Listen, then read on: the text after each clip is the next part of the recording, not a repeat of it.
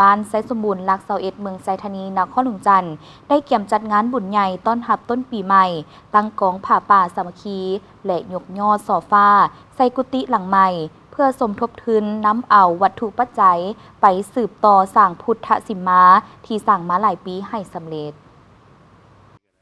ภาพบรรยากาศกุฏิหลังใหม่ที่ทานผู้ชมเห็นนี่แม่นใช้เวลาลงมือการก่อสร้างมาฮอดปัจจุบันเป็นเวลาเกือบ1 ปีเต็มเป็นกุฏิอาคาร2 ชั้นตกแต่งภายนอกให้มีความสวยงามในรูปแบบกุฏิลายสีไม้ปัจจุบันแม่นพวมก่อสร้างจัดสำเร็จห้อยส่วนห้อยเหลือเพียงแต่ตกแต่งภายในและเวียงรายละเอียดเพียงเล็กน้อยฉะนั้นเพื่อให้กุฏิหลังใหม่นี้มีความเป็นสิริมงคลและขนขวายวัตถุปัจจัยหรือสมทบทุนจากอกตนญาติโยมสาวพุทธศาสนิกชนเพื่อนำมาสืบต่อสร้างให้สำเร็จเสร็จสิ้นทางวัดจึงจะได้จัดงานบุญใหญ่ขึ้นต้อนรับปีใหม่2026คือบุญผ้าป่าสามัคคีและยกยอดโซฟาใส่กุฏิหลังใหม่นี้โดยจะจัดขึ้นในระหว่างวันที่24-25มังกรที่จะมาถึงนี้ซึ่งในมื้อทำอิฐวันที่24มังกรแม้นจะเป็นมื้อหังหากะเกียมและในตอนบ่ายเวลา 14:30 นาทีแม่นจะได้นำพาออกตนญาติโยมสาวพุทธแห่กองผ้าป่าสามัคคีเข้าสู่วัดส่วนตะแลงเวลา 16 โมงแม่นจะได้มีพิธีสูตรปริตามงคลและครบงานตามประเพณี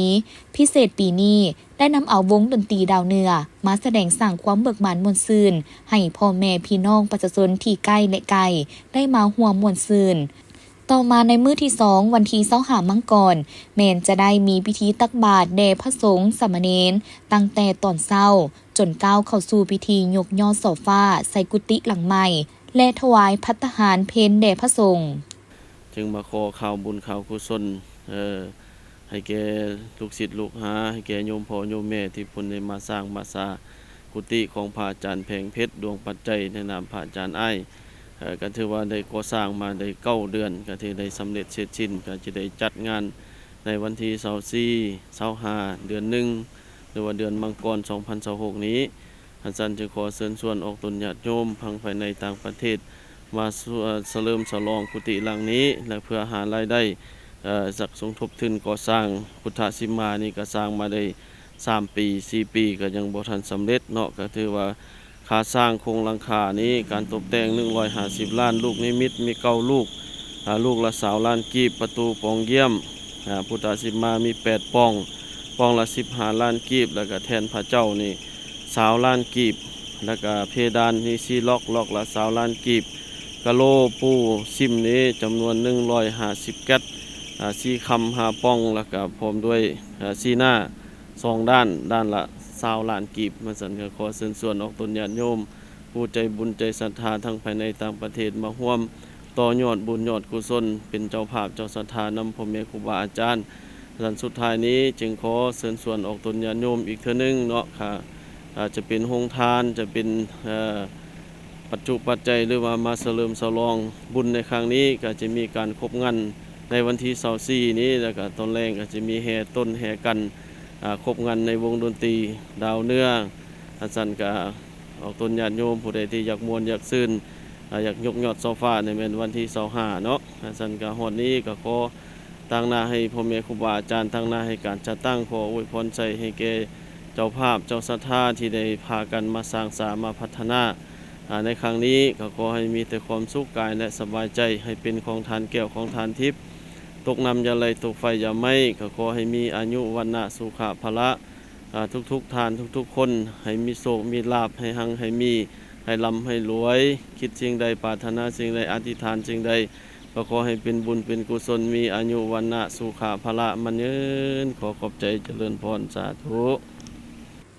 สำหรับกุฏิหลังใหม่ที่สร้างขึ้นนี้แม่นเป็นกุฏิหรือที่พักอาศัยของพระอาจารย์เพ็งเพชรดวงปัจจัยโดยได้รับวัตถุปัจจัยจากองค์ตนญาติโยมสาวพุทธถวายเป็นเจ้าภาพร่วมกันเพื่อช่วยสร้างให้สำเร็จตามความมุ่งมา่ปรารถนาและในมือบุญที่จะมาถึงนี้ทางพระอาจารย์เพิ่นยังได้แผ่เมตตามายังออกตนญาติโยมได้มาร่วมเป็นเจ้าภาพเจ้าศรัทธาโรงทานบ่ว่าจะเป็นภัตตาหารน้ำปานะและอื่นๆเพื่อสามัคคีกัน บริการผู้ที่มาทำบุญให้ได้รับความอิ่มหนำสำราญก่อนอื่นก็ขอนอบใบคุณพระศรีรัตนตรัยขอกราบใบคุณพ่อแม่ครูบาอาจารย์องค์ผู้มีศีลมีธรรมและก็ครูบาอาจารย์พระเถระนุเถระและก็ขอแสดงความนับถือแพงมายังตนญาติโยมชาวพุทธทั้งหลายมื้อนี้โอกาสดีที่ทั้งเจ้าภาพเจ้าศรัทธาเนาะที่ได้มาอุปถัมภ์คำสู้หรือว่าตอนนี้ทางพระอาจารย์ก็จะขอแผ่ศรัทธาโรงทานหรือว่าศรัทธาตนบารมีเพื่อจะได้สมทบทุนเขาในการสร้างสาวัดวาพุทธศาสนาของเราโดยเฉพาะการเป็นการสร้างพุทธสิมาอยู่วัดไสสมุนของเราเพราะฉะนั้นแล้วก็จึงขอเชิญชวนออกตนญาติโยมชาวพุทธทั้งหลายมาเป็นเจ้าภาพมาเป็นเจ้าศรัทธาเป็นต้นก็คือศรัทธาโรงทานน้ำปานะเนาะน้ำส้มน้ำหวานจะเป็นข้าวเปียกข้าวเฟ้ออาหารวันข้าวต่างๆหรือว่าจะเป็นศรัทธาเป็นข้าวผัดต่างๆก็ดีตามกำลังศรัทธาของตนญาติโยมทุกภาคส่วนเนาะที่ได้มาร่วมโปรโมทนาอยากมาจับมาจองในก็เจริญพรตั้งแต่มื้อนี้เป็นต้นไปเนาะทางพระอาจารย์ก็ได้จะได้จดได้เตรียมแล้วก็จะได้ประชาสัมพันธ์ให้ออกตนญาติโยมทุกคนนับแต่มื้อนี้วันนี้นับแต่เวลานี้เนาะมื้อนี้ก็ถือว่าอาจารย์เองก็มาบอกบุญเนาะก็ถือว่ามื้อนี้วันตรงกับวันที่20เดือน1ปี2026ก็ถือว่าวันที่24 25เนาะ24 25ก็ถือว่าเป็นบุญยกยอดสภาที่วัดไสสมบูรณ์เนาะหลัก21เมืองไสธานีก็ถือว่ากุฏิของพระอาจารย์เองเนาะก็ถือว่าก่อสร้างมาก็ประมาณเกือบ1ปีก็ใกล้สิแล้วก็ถือว่า 70% เนาะก็ถือว่าเมื่อวันที่25ขอชักชวนเจริญพรออกตนญาติโยมลูกศิษย์ลูกหาภายในต่างประเทศหรือก็ว่าต่างแขวงต่างเมืองผู้ที่มีจิตใจใส่ศรัทธาพร้อมเพรียงสร้างน้ำทำบุญสร้างบุญเสริมก่อบุญต่อเพิ่นว่ามีศรัทธามาลาก็เจริญพรมาร่วมบุญร่วมกุศลยกยอดช่อฟ้าจำนวน13ยอดก็ถือว่ามื้อวันที่25เนาะตักบาตรตักสังฆทานแล้วก็ถือว่ายกยอดช่อฟ้าถือว่าสมทบทุนสร้างกุฏิหลังนี้นะให้สำเร็จเสร็จสิ้นเรือก็จะเป็นสร้างสิมพุทธสิมาของพระอาจารย์เป็ดพุทธปัญญาก็ขอเจริญพรท้ายสุดนี้อาจารย์เองบ่มีหยังตอบแทนบุญคุณออกตนญาติโยมลูกๆหลานๆก็ขออวยพรใส่อายุวันนะขอให้ออกตนญาติโยมทั้งหมดมีอายุวันนะสุขะพละคำพูนมันยืนปฏิภาณธนสารสมบัติมันยืนคำพูนมีโศกมีใส่ไปทะเลแขวขาดปลอดภัยแต่ลายมีโศกมีใส่ก้าวหน้าตำแหน่งหน้าที่การงานการเงินสาธุปัจจุบันอยู่ภายในวัดแมนพวมก้าเกียมและตกแต่งสถานที่ให้มีความสวยงาม